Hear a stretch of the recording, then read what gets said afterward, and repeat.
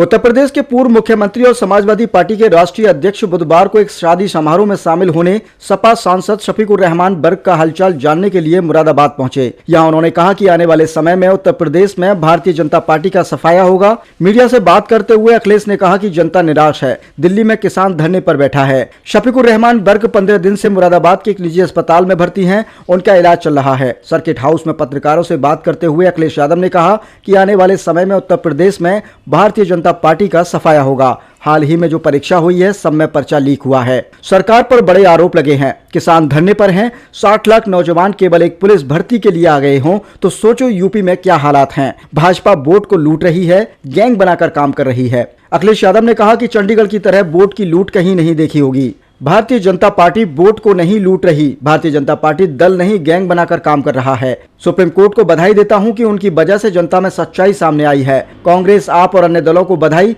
जिनकी लड़ाई की वजह से भाजपा का चेहरा सामने आया। राहुल गांधी की भारत जोड़ो न्याय यात्रा में शामिल न होने पर अखिलेश यादव ने कहा कि अंत भला तो सब भला, बाकी आप सब समझदार हैं। गठबंधन जरूर होगा, सीट शेयरिंग पर कोई विवाद नहीं है, आपके सामने सब बातें जल्द साफ हो जाएंगी। सलीम शेरवानी के सपा छोड़ने की अटकलों पर अखिलेश यादव ने कहा कि राजनीति में कई ऐसे मौके आते हैं, सपा की कोशिश रहेगी कि लोगों को साथ लाना है। अगर पार्टी में कभी कुछ नहीं दे पाए तो समय आने पर बहुत से लोगों को बहुत कुछ देने का काम करेगी। को ठीक करने के लिए उन्हें फैसला लेना चाहिए। एमएसपी और आय दोगुनी कैसे होगी उसके बारे में बताना चाहिए।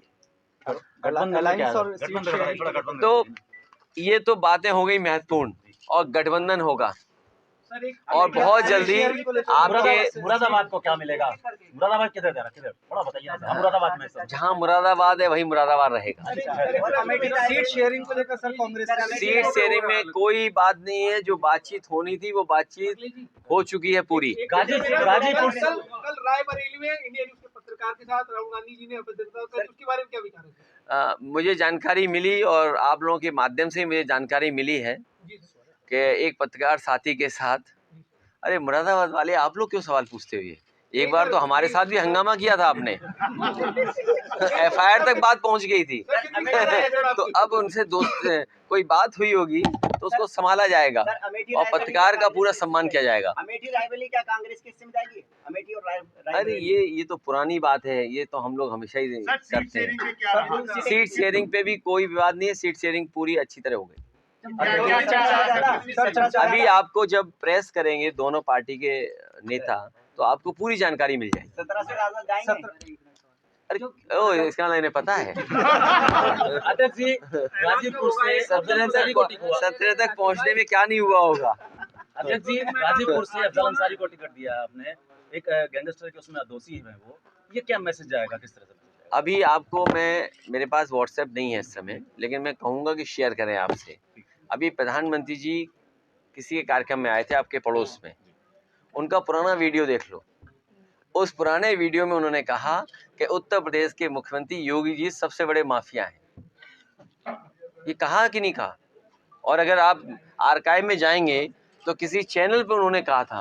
अब मैं क्या बात मानूं? भारतीय जनता पार्टी से बड़ा कौन डकैत हो सकता है? आपने देखा सीसीटीवी में कैसे वोट के साथ लूट हो गई। जो लोकतंत्र में बैलेट को लूट रहे हों, उनसे बड़ा कौन है लुटेरा? आपने सबने देखा। इसलिए जनता इस बार इनको सबक सिखाने वाली है। सुप्रीम कोर्ट ने न्याय दिया, हम बधाई देना चाहते हैं सुप्रीम कोर्ट को। और ये बात गांव गरीब तक पहुंच गई। जो बातचीत कोर्ट में हुई वो हिंदी में हुई, हिंदी में बात की गई, पूरी जमीन तक जाती है। पूरा देश जान गया है कि आज वोट लूटने का काम कोई कर रहा है तो वो भारतीय जनता पार्टी कर रही है। आप में से बहुत सारे साथी जानते होंगे, यूसुफ अंसारी साहब हमारे खड़े हैं। इतना वोट तो जीतने वाले कम लोग पाए होंगे, ये जीत करके हार गए, याद है आपको? और आप ही के किसी पत्रकार साथी ने अखबार में लिखा, जो मैंने लखनऊ में पढ़ा, कि एक अधिकारी ने मोहम्मद आजम खान साहब को फंसा दिया। वो हेडलाइन थी और उसी को एक्सटेंशन दिया गया और एक अधिकारी से वोट लुटवाया गया। इसलिए सबसे बड़ी लोकतंत्र को लूटने वाली, लोकतंत्र को खत्म करने वाली पार्टी कोई है तो भारतीय जनता पार्टी है। ये भारतीय जनता पार्टी नहीं है, ये गिरोह है, ऑर्गेनाइज्ड। जो कुछ भी लूट सकता है, वोट भी लूट सकता है। राजा भैया से आपके प्रदेश अध्यक्ष मिले थे, क्या वो भी साथ आ सकते हैं? देखिए, प्रदेश अध्यक्ष ही इधर सभी लोगों से मिलने हैं जिनकी इच्छा है समाजवादी पार्टी को वोट देने की, और ये समय ऐसा होता है राज्यसभा का, बहुत से लोग वोट देना चाहते हैं। स्वामी प्रसाद जी अपनी पार्टी में हैं? स्वामी प्रसाद जी अपनी कल ऐलान कर वैसे तो ये कहा जाता है कि जो 2 बार दल बदल ले उस पर भरोसा न करें।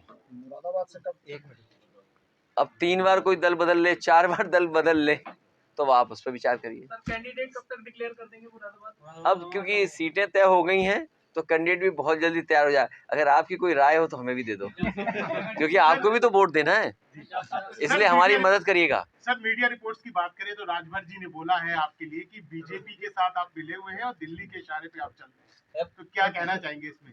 जिस तरीके से आप राहुल गांधी जी की यात्रा में भी नहीं पहुंचे, उनका कहना है कि वो कुछ जानते हैं। 5 बजे के बाद फिर पूछ लेना उनसे आप। हाँ। कुछ रेडियो होते हैं वो बजते हैं। मुरादाबाद से जो आपके यहाँ पहले कभी राज्य मंत्री हुआ करते थे, अब वो कांग्रेस में चले गए, अब कांग्रेस का और आपका गठबंधन हो चुका है, तो कैसे लड़ाएंगे वो आपको?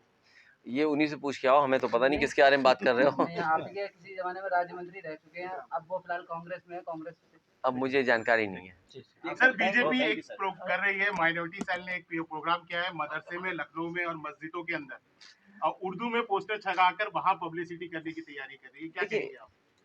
सवाल ये नहीं है, सवाल ये है कि मदरसों के साथ और जो बोर्ड और जो उनको काम करने के अधिकार थे, क्या ये सरकार नहीं छीन रही?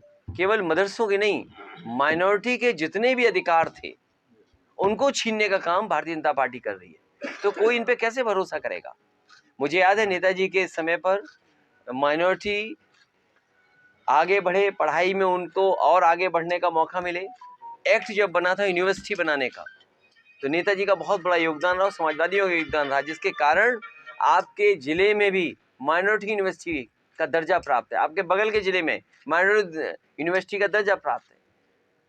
तो माइनॉरिटी को विशेष अगर अवसर या सहयोग देने का काम अगर होता, वो संविधान हमारा कहता है। या जो पीडीए की बात चली है, तो पीडीए के अधिकारों को कौन छीन रहा है? जो हमारे मुख्यमंत्री 46 में 56 बोलते थे, कभी आपने सवाल नहीं पूछा उनसे कि भाई 46 में 56 क्यों बता रहे हैं आप? आपको बताना चाहिए कि यूनिवर्सिटीज़ में वाइस चांसलर पीडीए के कितने हैं। नहीं बताएंगे वो। अगर वो वाइस चांसलर उनके अपॉइंट नहीं हुए पीडीए के, तो जो वो अपॉइंटमेंट्स दे रहे हैं वाइस चांसलर्स, उसमें पीडीए कहाँ होगा? पिछड़े, दलित और हमारे अल्पसंख्यक भाई।